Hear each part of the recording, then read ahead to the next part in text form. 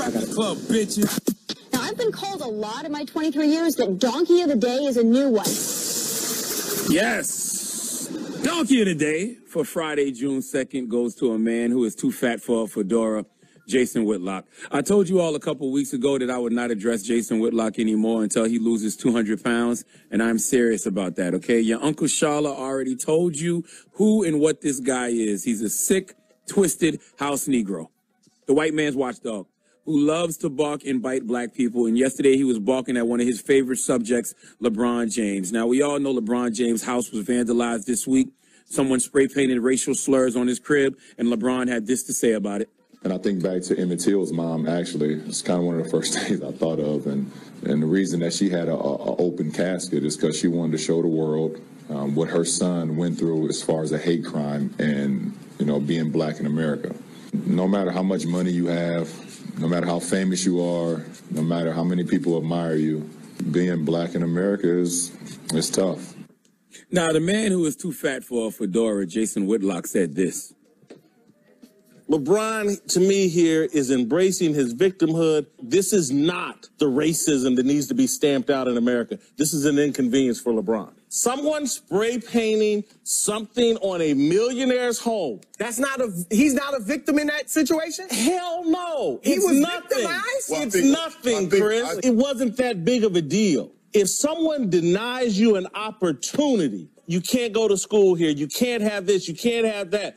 That is the impact of racism. Okay, LeBron was inconvenienced, and racism affects the poor, the very wealthy. And for him to sit here and say, no matter where you are, it's tough being black. It ain't tough being LeBron James. It ain't tough being Oprah Winfrey. The wealthy have regardless of color, have a far better chance of overcoming whatever unfairness happens to them than people that are not wealthy. This man getting spray painted on his front door that he never saw, his staff cleaned up, it's an inconvenience. It's not racism. It's not being denied a job. It is racism. They didn't spray paint jerk on his door. He can speak out and say, you know what? This was terrible. Whoever these individuals were, it was stupid. But the people that really are impacted by this are the poor people who face discrimination.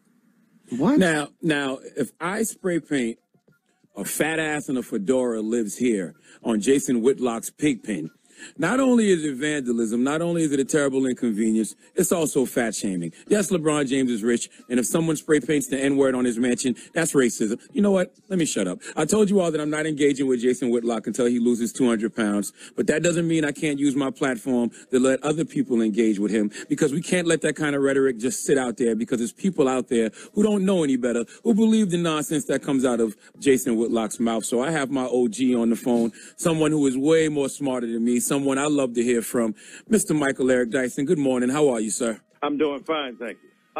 You know, I listen to Jason Whitlock. I mean, you all are brilliant and insightful, and you are equally capable as I am of responding, but let me bear that burden this morning. Jason Whitlock's argument tries to pin racism on its victim, not its perpetrator. So that if a Nazi, a skinhead, a white supremacist, or a Ku Klux Klan member happens to burn the house of a person making less than $14,000 for 5 people a year, then Mr. Whitlock would suggest that's racism. But if the person happens to make more than 2, 3, 4, 5, 6, 10 million a year, then the intent of the Ku Klux Klanner is nullified by the economic status of the victim. How ludicrous that is, as Mike Tyson might say. That is as Mike Tyson might say, that's one of the most ludicrous arguments one might imagine. It is not the status of the person who is aimed at by the racist that makes the act racist. It is the intent of the perpetrator. And the intent of scribbling on the fence of or on the property of LeBron James signifies its racist intent. For that matter, Martin Luther King Jr. Being murdered in 1968 was not an act of racism by the litmus test of Jason Whitlock. Martin Luther King Jr. was born into the upper middle class, and even though he sought to undermine his own economic status by identifying with the masses of people. This man was making something like $200,000 or more in the early 60s and gave most of that money to the movement. But the fact is, he was earning in the top 1% of American economic reality at the time. Was Martin Luther King Jr.'s death not a result of an act of racism? Of course it was. Jason Whitlock is simply seeking to avoid the uncomfortable position of being a voice piece for those who have been locked out. Now, he claims that he is by saying, only if you're poor and black are you a victim of racism. There is some kind of racism you can only be subject to the more money you make. You know, Jackie Robinson was a victim of racism as well. Mr. Whitlock, who is a sports writer, should know this. Jackie Robinson was not then a poor black American. He had been elevated into the elite of American enterprise and society. And as a result of being the first black player to play in the major league, he was a straight victim of it. So Jason Whitlock's litmus test for what, you know, who is the victim of racism is the most ridiculous thing I've ever heard. Word. Thank you, Brother Dyson. I really appreciate you this morning, man, for laying that game down quite flat. So being rich does not mean that people cannot be racist against you. Of course not. I mean, exactly. LeBron James, you know, is a person who is one of the richest guys out there, but still has been articulate about his views on race. Barack Obama, the last time I checked, a very rich man now, and certainly even when he was in the presidency, was a victim of repeated attempts to deny the legitimacy of his personality, of his being an American citizen. Donald Trump spent most of his time before becoming president in the last several years denying that Barack Obama was born in America. So Jason Whitlock misses the entire ship here, and it's an attempt to placate and satisfy white people's conscience and soothe them to believe that only those who are the very poorest are the victims of the racial animus that is continually unleashed in American society. And Jason Whitlock is a mouthpiece through a ventriloquist act for white supremacy itself. And you know what else, man? It's funny that he used Oprah as an example, because Oprah herself has said she's been confronted with racism ever so often. She even cited specific examples that she experienced in Chicago and New York. I saw a sweater in the window. This was on Madison Avenue. And they wouldn't open the door. So we went across the street. We called to say, "Are you open?" "Yes, we're open." Just cross the street. Didn't let us in. We had seen on the way across the street these two white women go in the store, and suddenly it dawns on the both of us, I think we're having a racist moment. And it was. I later called back to the store after flying back, this was on Madison Avenue, and asking the person, well, you know, I was by your store today and I wasn't let in, and they said that they had been robbed by two black people the week before and they were afraid to open the door. I said I was coming in to buy this sweater, and they said, well, we'd like to give you this sweater for free. And I go, you know, keep the sweater. So I don't know what the hell Jason Whitlock's talking about. Chicago, New York, and Paris in the Hermes store when they refused to let her in until they found out who she was. Exactly. So why are you using Oprah Winfrey, who acknowledges that regardless of your status and your race, that's what racism does? And that's what Jason Whitlock is missing here. Racism doesn't care who you are. That's its danger. You can be the highest Negro with the highest IQ, with the greatest amount of money. It doesn't matter. You're still a nigger in the eyes of the perpetrator of white supremacy. That's why we have to be vigilant and accounting for it. And those who have more money and a greater voice piece and a greater platform must use that platform to fight against something that can happen to anybody at any time. Bill Cosby's son, when he was murdered, did not get exempt because he was the son of a multimillionaire. He was another nigger on the side of the road with a broken down car who was subject to the vicious racist animus of the man who murdered him. Thank you, Mr. Michael Eric Dyson. I really appreciate you this morning, my brother. Love y'all. Always glad to be on whenever I can. Thank you so much. Thank you. We appreciate you. Please give the fat ass in the fedora, Jason Whitlock, the biggest hee-haw, please. All right. Have nothing less to say. Just use that as a moment to teach. That's all. All right. Well, thank you for that donkey of the day. Now we're asking. I mean, since I don't even. What do we call him? I don't want to. I don't want to give any more light. The fat ass in the fedora. Let's talk. We can talk about this statement. All right. Now the fat ass in the fedora said, money erases racism. That's basically what he said. Let's talk about it. I mean, 800-585-1051. Does money erase racism? That's what we're asking. Call us up right now. Let's have a conversation. It's the Breakfast Club. Good morning. The Breakfast. Angela Yee, Charlamagne the God. We are the Breakfast Club. We're asking, does money erase racism? That is the question. Now, this comes out of Charlamagne's Donkey of the Day. I mean, yeah, money doesn't erase any kind of prejudice or discrimination you may face. People don't see money; they see the color of your skin. Sometimes people don't even know. Or they see your sexuality, or they see your gender. I mean, racism and classism are two different things, and we could have a conversation about either. But being rich doesn't protect you from random acts of prejudice anywhere in the world. And it's funny that the guy was using Oprah as an example, because as I played during Donkey of the Day, Oprah herself spoke to Larry King once about how she is confronted with racism, and how she even cited specific examples that she experienced in Chicago and New York. But you know what makes it worse? And this might sound a little strange, but actually after getting money and making more money, it seems like racism got worse. Because you try to buy high-end things, whether it's a high-end car or a high-end bag, or try to live in a high-end neighborhood, and the racism gets worse. Yeah, because they feel like you're not supposed to have these things. Oh, you're supposed to be there. Yeah.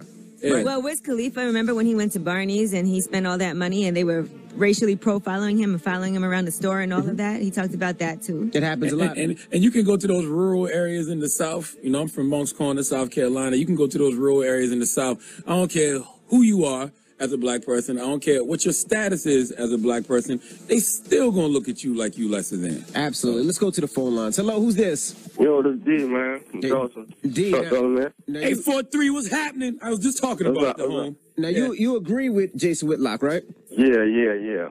Oh, okay, D. You about to make us look bad, but go ahead. Go ahead, bro. Now, why? Man, racism is a system, you know what I mean? It's a systematic, like the mass incarceration of black men between, 18 and 20. That's racism. If somebody vandalizing your house, we don't even know that was a black person.